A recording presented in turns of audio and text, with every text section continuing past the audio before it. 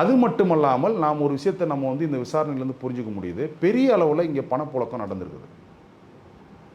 மணி flow பெரிய அளவில் நடந்திருக்குது. அந்த மணி ஃப்ளோ பண்ணுற அளவுக்கு யார் இங்கே பின்னாடி இருந்து இதை செயல்படுத்தணும், இதுதான் எங்களுக்கு தேவை.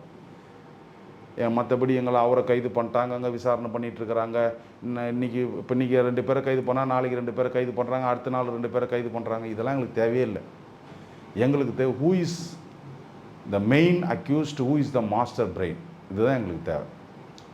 அது தெரிஞ்சால் தான் நாங்கள் எங்களுக்கு வந்து சந்தோஷமே தவிர்த்து இது வந்து காவல்துறை இந்த விசாரணை மேலாம் எங்களுக்கு வந்து பெரிய சந்தோஷமோ இல்லை திருப்தியோ கிடையாது. இல்லை, இந்த விசாரணையில் இன்னொரு அதிர்ச்சியான தகவல் என்ன அப்படின்னு தகவல் இல்லை, உறுதியான தகவல் என்னன்னா, தொடர்ந்து கைது செய்யப்படுவர்கள் பெரும்பான்மையானவர்கள் வழக்கறிஞர்கள். இதை நீங்கள் எப்படி பார்க்குறீங்க? வழக்கறிஞர்கள் யாரும் ரவுடிசம் பண்ணக்கூடாதுன்னு ஒன்றும் இல்லை, புரியுதுங்களா? இப்போ வழக்கறிஞர் இப்போ கான்ஸ்டியூஷனை படிச்சுட்டு தெளிவாக படிச்சுட்டு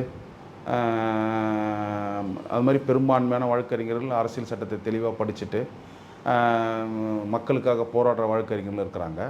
இது மாதிரி வந்து ரவுடிகளும் என்ன பண்ணுறாங்க, சில நேரங்களில் தங்களுடைய பாதுகாப்புக்காக வழக்கறிஞர் பட்டத்தை கூட வாங்கி வச்சுக்கிறாங்க.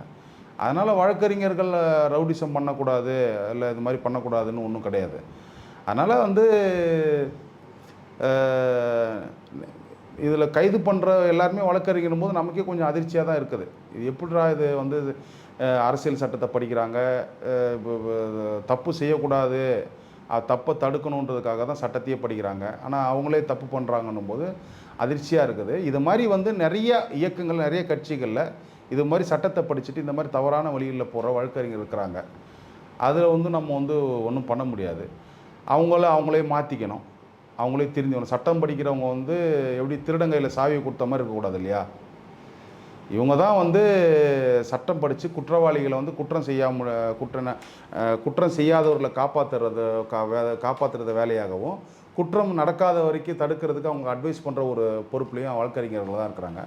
வழக்கறிஞர்களே தப்பு பண்ணும்போது நமக்கு வழக்கறிஞர்களாக மாட்டும்போது மிகப்பெரிய அது அதிர்ச்சியாக தான் இருக்குது. இதுதான் நமக்கு ரொம்ப வேதனையாக தான் இருக்குது. இந்த படுகொலையை வந்து இன்னொரு ஒரு சம்பவத்தோடு நான் ஒப்பிட்டு நான் உங்கள்கிட்ட ஒரு கேள்வி கேட்குறேன். இப்போ ராஜீவ்காந்தி அவர்களுடைய படுகொலை நடந்து 36 வருஷங்களுக்கு மேலே ஆச்சு. ஆனால் இன்னி வரைக்கும் யார் குற்றவாளிங்கிறது ஒரு சொல்யூஷன், ஒரு தீர்வு இல்லை. இன்னி வரைக்கும் அது விவாத பொருளாக தான் இருக்குது. அப்படி இருக்கும்போது ஆம்ஸ்ட்ராங் அவர்களுடைய படுகொலையிலும் ஒரு தீர்வு வருங்கிற நம்பிக்கை உங்களுக்கு இருக்கா? ஆனால் அந்த படுகொலையும் தமிழ்நாட்டில் தான் நடந்துச்சு.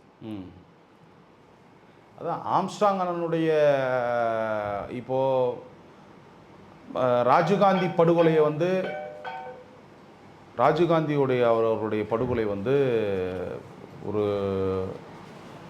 மோசமான படுகொலை.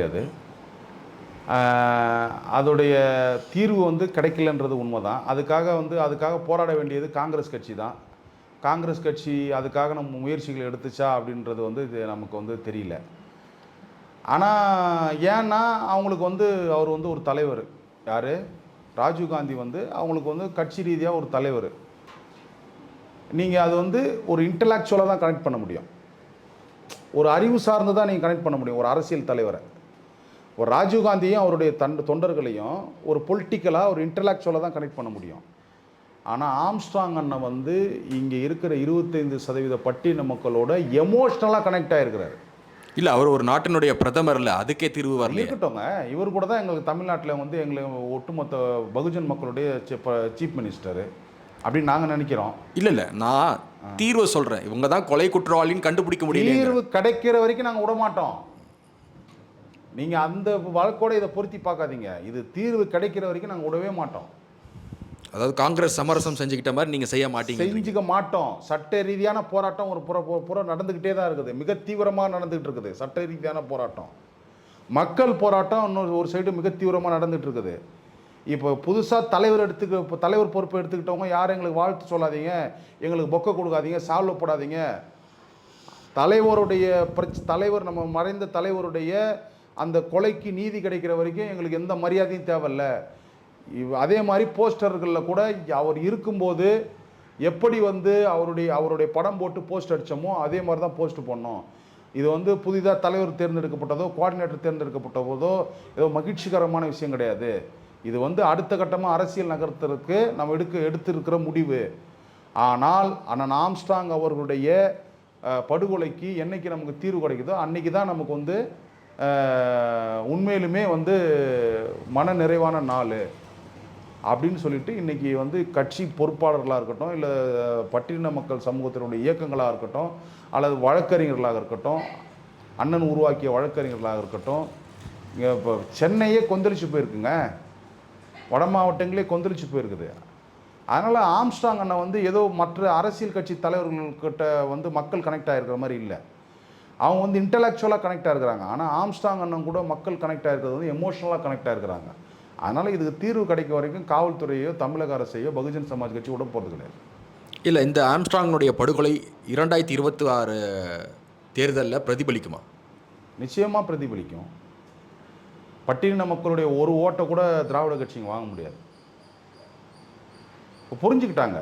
எப்படி புரிஞ்சுக்கிட்டாங்கன்னா, அவருடைய மரணத்தின் வரை அவர் பேசின கருத்துடைய வீரியம் வந்து மக்களுக்கு புரியாமல் இருந்தது.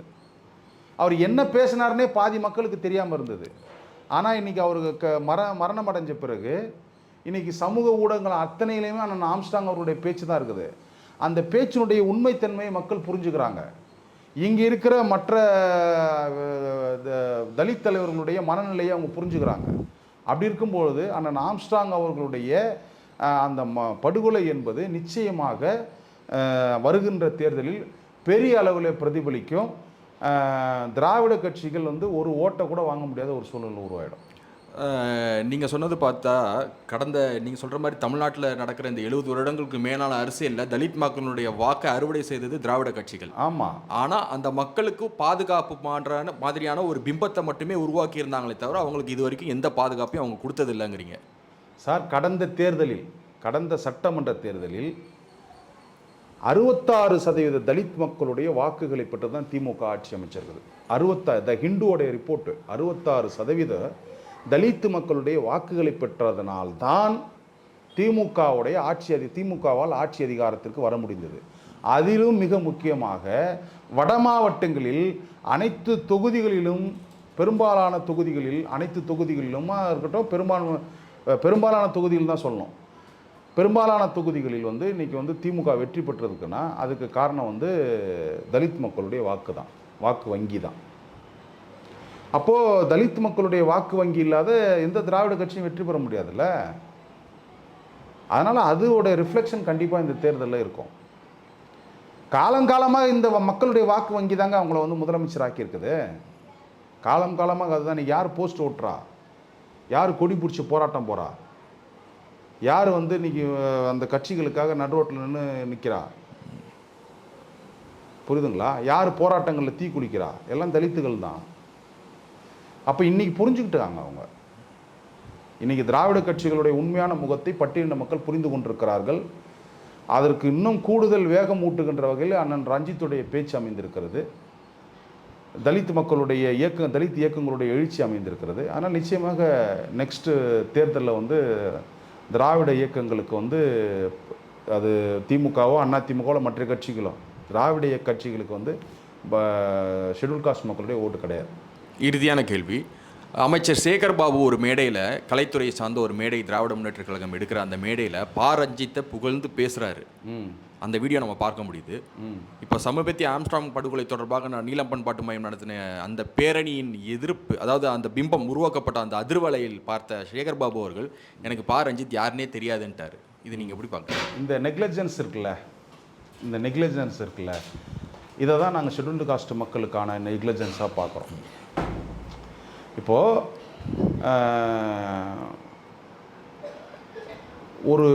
ஒரு திரைப்படத்தில் இன்றைக்கி வந்து அவர் வந்து ஒரு திரைப்படம் எடுக்கிறாருன்னா அது வந்து தமிழக திரையுலகம் மட்டுமல்லாமல் இந்திய திரையுலகமும் உலக திரையுலகமும் வந்து அவரை கவனிக்குது.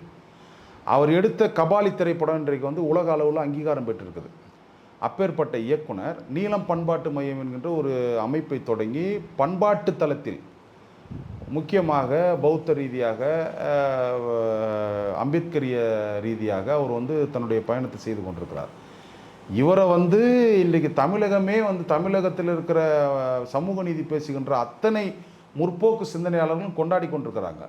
அப்படி இருக்கும்போது மரியாதைக்குரிய அமைச்சர் சேகர் பாபு அவர்கள் எனக்கு ரஞ்சித்தையே தெரியாதுன்னு சொல்கிறாருன்னா, இந்த நெக்லஜென்ஸ் இருக்குல்ல, இந்த புறக்கணிப்பு, இந்த புறந்தள்ளுதல் இருக்குதுல்ல, ஜஸ்ட் லைக் தட்ன்ற ஒரு எண்ணம் இருக்குதுல்ல, இதுதான் வந்து திராவிட பார்ப்பனியம். இல்லை, இதில் இன்னும் பெரிய கொடுமை என்னென்னா, பக்கத்தில் மேயர் பிரியா சிரிச்சுக்கிட்டு நிற்கிறாங்க.